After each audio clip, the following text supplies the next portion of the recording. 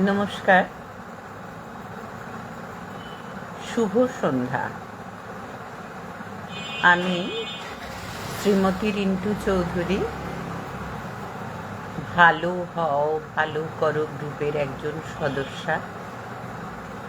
আজ শুক্রবার, তাই কিছুক্ষণ আমরা শ্রী শ্রী রামকৃষ্ণ কথামৃত পাঠ ও অনুধ্যান করার চেষ্টা করব।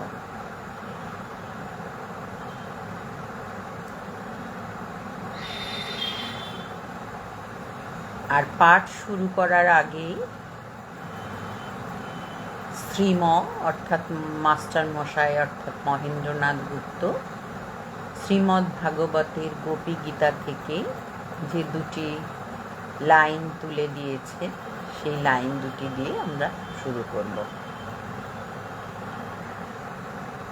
তব কথামৃতম তপ্ত জীবনম কবিভিরীড়িতম কল্মষাপহম শ্রবণ মঙ্গলম শ্রীমদাততম ভুবি ঘৃণন্তি য়ে ভুরিদা জনাঃ। শুরু করছি। আমরা যেখানে শেষ করেছিলাম সেটা হচ্ছে, প্রতিবেশী জিজ্ঞাসা করেছিলেন শ্রীরামকৃষ্ণদেবকে, মহাশয়, পাপ বুদ্ধি কেন হয়? শ্রীরামকৃষ্ণ, তার জগতে সকল রকম আছে। সাধু লোকও তিনি করেছেন, দুষ্ট লোকও তিনি করেছেন। সদ্বুদ্ধি তিনিই দেন, অসৎ বুদ্ধিও তিনিই দেন। এবার সেই প্রতিবেশী বলছেন, তবে পাপ করলে আমাদের কোনো দায়িত্ব নাই? শ্রীরামকৃষ্ণ, ঈশ্বরের নিয়ম যে পাপ করলে তার ফল পেতে হবে। লঙ্কা খেলে তার ঝাল লাগবে না? সেজবাবু বয়সকালে অনেক রকম করেছিল, তাই মৃত্যুর সময় নানা রকম অসুখ হলো। কম বয়সে এত টের পাওয়া যায় না। কালীবাড়িতে ভোগ রাঁধবার অনেক সুন্দরী কাঠ থাকে। ভিজে কাঠ প্রথমটা বেশ জ্বলে যায়, তখন ভিতরে যে জল আছে টের পাওয়া যায় না। কাঠটা পোড়া শেষ হলে যত জল পেছনে ঠেলে আসে ও ফ্যাঁচ ফোঁচ করে উনুন নিভিয়ে দেয়। তাই কাম, ক্রোধ, লোভ এসব থেকে সাবধান হতে হয়। দেখো না, হনুমান ক্রোধ করে লঙ্কা দগ্ধ করেছিল। শেষে মনে পড়ল অশোক বনে সীতা আছেন, তখন ছটফট করতে লাগলো, পাছে সীতার কিছু হয়। প্রতিবেশী, তবে ঈশ্বর দুষ্টু লোক করলেন কেন? শ্রীরামকৃষ্ণ, তাঁর ইচ্ছা, তাঁর লীলা। তাঁর মায়াতে বিদ্যাও আছে, অবিদ্যাও আছে। অন্ধকারেরও প্রয়োজন আছে। অন্ধকার থাকলে আলোর মহিমা প্রকাশ হয়। কাম, ক্রোধ, লোভ খারাপ জিনিস বটে, তবে তিনি দিয়েছেন কেন? মহৎ লোক তৈয়ার করবেন বলে। ইন্দ্রিয় জয় করলে মহৎ হয়। জিতেন্দ্রিয় কি না করতে পারে, ঈশ্বর লাভ পর্যন্ত তার কৃপায় করতে পারে। আবার অন্যদিকে দেখো, কাম থেকে তার সৃষ্টি লীলা চলছে। দুষ্ট লোকেরও দরকার আছে। একটি তালুকের প্রজারা বড়ই দুর্দান্ত হয়েছিল। তখন গোলক চৌধুরীকে পাঠিয়ে দেওয়া হলো। তার নামে প্রজারা কাঁপতে লাগলো। এত কঠোর শাসন, সবই দরকার। সীতা বললেন, রাম, অযোধ্যায় সব অট্টালিকা হতো তো বেশ হতো। অনেক বাড়ি দেখছি ভাঙা পুরনো। রাম বললেন, সীতা, সব বাড়ি সুন্দর থাকলে মিস্ত্রিরা কি করবে? সকলের হাস্য। ঈশ্বর সব রকম করেছেন, ভালো গাছ, বিষ গাছ, আবার আগাছাও করেছেন। জানোয়ারের ভিতর ভালো মন্দ সব আছে, বাঘ, সিংহ, সাপ সব আছে। সংসারেও ঈশ্বর লাভ হয়, সকলেরই মুক্তি হবে। এটা বড় আশ্বাসের কথা, সকলেরই মুক্তি হবে। আচ্ছা, প্রতিবেশী আবার জিজ্ঞাসা করছেন, মহাশয়, সংসারে থেকে কি ভগবানকে পাওয়া যায়? শ্রীরামকৃষ্ণ, অবশ্য পাওয়া যায়। তবে যা বললুম, সাধু সঙ্গ আর সর্বদা প্রার্থনা করতে হয়, তার কাছে কাঁদতে হয়। মনের ময়লাগুলো ধুয়ে গেলে তার দর্শন হয়।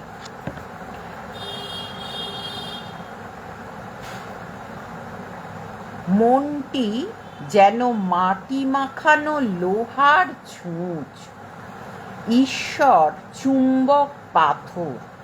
মাটি না গেলে চুম্বক পাথরের সঙ্গে যোগ হয় না। কাঁদতে কাঁদতে ছুঁচের মাটি ধুয়ে যায়। ছুঁচের মাটি অর্থাৎ কাম, ক্রোধ, লোভ, পাপ বুদ্ধি, বিষয় বুদ্ধি। মাটি ধুয়ে গেলেই ছুঁচকে চুম্বক পাথরে টেনে লবে, অর্থাৎ ঈশ্বর দর্শন হবে। চিত্তশুদ্ধি হলে তবে তাকে লাভ হয়। জ্বর হয়েছে, দেহেতে রস অনেক রয়েছে, তাতে কুইনাইনে কি কাজ হবে? সংসারে হবে না কেন?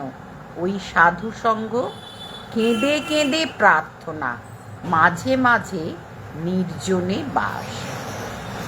একটু বেড়া না দিলে ফুটপাতের চারা গাছ ছাগল গরুতে খেয়ে ফেলে। প্রতিবেশী, যারা সংসারে আছে তাহলে তাদেরও হবে? শ্রীরামকৃষ্ণ, সকলেরই মুক্তি হবে। তবে গুরুর উপদেশ অনুসারে চলতে হয়। বাঁকা পথে গেলে ফিরে আসতে কষ্ট হবে। মুক্তি অনেক দেরিতে হয়, হয়তো এ জন্মেও হলো না, আবার হয়তো অনেক জন্মের পর হলো। জনকাদি সংসারেও কর্ম করেছিলেন, ঈশ্বরকে মাথায় রেখে কাজ করতেন। নৃত্যকী যেমন মাথায় বাসন করে নাচে, আর পশ্চিমের মেয়েদের দেখো নাই, মাথায় জলের ঘড়া, হাসতে হাসতে কথা কইতে কইতে যাচ্ছে। প্রতিবেশী, গুরুর উপদেশ বললেন, গুরু কেমন করে পাব? শ্রীরামকৃষ্ণ, যে সে লোক গুরু হতে পারে না, বাহাদুরি কাঠ, নিজেও ভেসে চলে যায়, অনেক জীবজন্তুও চড়ে যেতে পারে। আর হাবাতে কাঠের ওপর চড়লে কাঠও ডুবে যায়, যে চড়ে সেও ডুবে যায়। তাই ঈশ্বর যুগে যুগে লোকশিক্ষার জন্য নিজে গুরুরূপে অবতীর্ণ হন। সচ্চিদানন্দই গুরু। জ্ঞান কাকে বলে আর আমি কে? ঈশ্বরই কর্তা আর সব অকর্তা, এর নাম জ্ঞান। আমি অকর্তা, তাঁর হাতের যন্ত্র। তাই আমি বলি, মা তুমি যন্ত্রী, আমি যন্ত্র। তুমি ঘরণী, আমি ঘর, আমি গাড়ি, তুমি ইঞ্জিনিয়ার, যেমন চালাও তেমনি চলি, যেমন করাও তেমনি করি, যেমন বলাও তেমনি বলি, না হং তুহু তুহু। আচ্ছা, এরপর হচ্ছে কমল কুটিরে শ্রীরামকৃষ্ণ ও শ্রীযুক্ত কেশব সেন। শ্রীরামকৃষ্ণ কাপ্তেনের বাটি হইয়া শ্রীযুক্ত কেশব সেনের কমল কুটির নামক বাটিতে আসিয়াছেন। সঙ্গে রাম, মনমোহন, সুরেন্দ্র মাস্টার প্রভৃতি অনেকগুলি ভক্ত। সকলে দ্বিতল হলঘরে উপবেশন করিয়াছেন।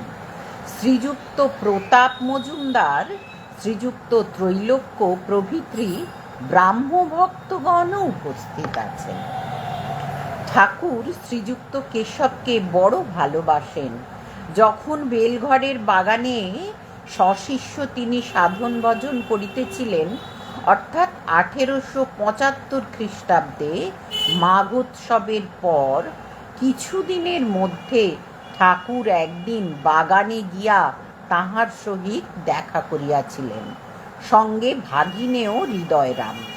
বেলঘরের এই বাগানে তাহাকে বলেছিলেন, তোমারই ল্যাজ খসেছে, অর্থাৎ তুমি সব ত্যাগ করে সংসারের বাহিরেও থাকতে পারো, আবার সংসারেও থাকতে পারো। যেমন ব্যাঙাচির ল্যাজ খসলে জলেও থাকতে পারে, আবার ডাঙাতেও থাকতে পারে। পরে দক্ষিণেশ্বরে কমল কুটিরে ব্রাহ্ম সমাজ ইত্যাদি স্থানে অনেকবার ঠাকুর কথাচ্ছলে তাহাকে উপদেশ দিয়াছিলেন, নানা পথ দিয়া, নানা ধর্মের ভিতর দিয়া ঈশ্বর লাভ হতে পারে। মাঝে মাঝে নির্জনে সাধন ভজন করে ভক্তি লাভ করে সংসারে থাকা যায়।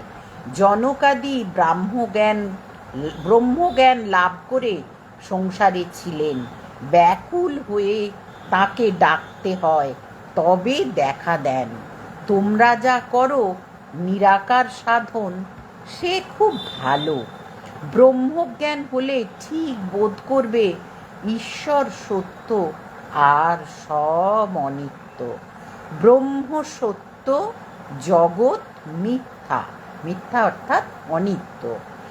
সনাতন হিন্দু ধর্মে সাকার নিরাকার দুই মানে, নানাভাবে ঈশ্বরের পূজা করে। শান্ত, দাস্য, সখ্য, বাৎসল্য ও মধুর।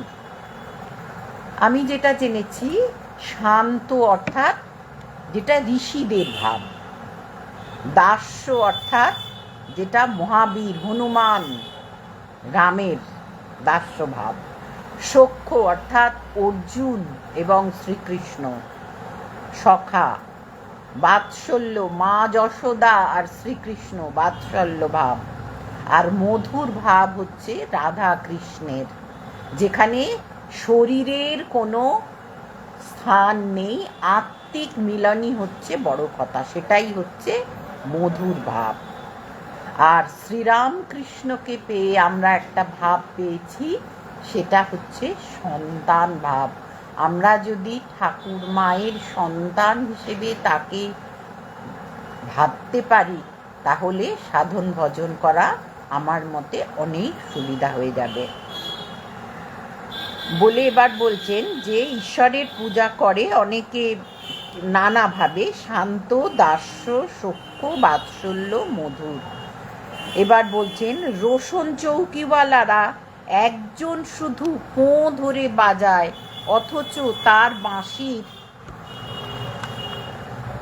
7 ফোঁকর আছে, কিন্তু আর একজন তারও 7 ফোঁকর আছে, সে রাগিনী বাজায়। তোমরা সাকার মানো না, তাতে কিছু ক্ষতি নাই, নিরাকারে নিষ্ঠা থাকলেই হলো। তবে সাকারবাদীদের টানটুকু নেবে। বারবার ঠাকুর বলছেন ঈশ্বরের প্রতি টান, টানটুকু নেবে, সাকারবাদীদের টানটুকু নেবে। মা বলে তাকে ডাকলে ভক্তি প্রেম আরও বাড়বে। কখনো দাস্য, কখনো সখ্য, কখনো বাৎসল্য, কখনো মধুর ভাব। কোনো কামনা নাই, তাকে ভালোবাসি, এইটি বেশ। এর নাম অহেতুকী ভক্তি। টাকা কড়ি মান সম্ভ্রম কিছুই চাই না, কেবল তোমার পাদপদ্মে ভক্তি। বেদ পুরাণ তন্ত্রে এক ঈশ্বরের কথা আছে, তাঁর লীলার কথা। জ্ঞান ভক্তি দুই আছে।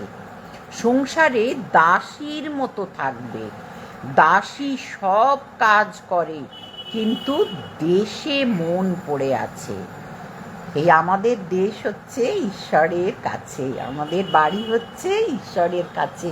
এই সংসারে আমরা কিছুদিনের জন্য এসেছি ঈশ্বরের দেওয়া কিছু কর্ম করে যাব বলে।